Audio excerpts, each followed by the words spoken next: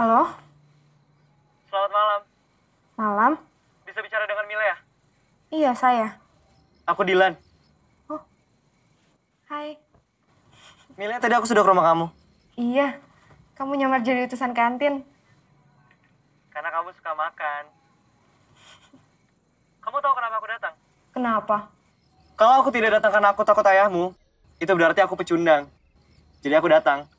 Ataupun kalau dimarahin ayahmu ya bagus. Kok bagus? Kamu nanti jadi kasihan ke aku. Emang tadi dimarahin? Enggak. Tapi tadi ayahmu bilang kamu sudah tidur. Kenapa sekarang kamu bisa ngobrol? Lagi ngigau. Di mana? Siapa?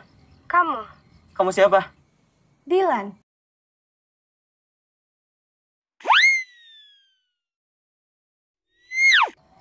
Oh, aku di Mars. Ketawa jangan. Aku di Jalan Mars, Margahayu Raya. Oh, Boleh aku ramal? apa?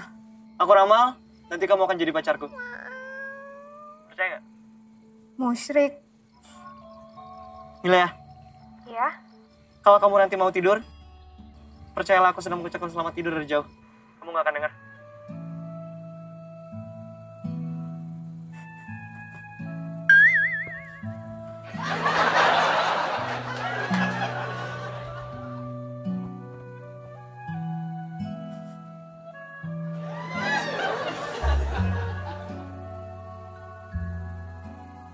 Selamat tidur, Dilan.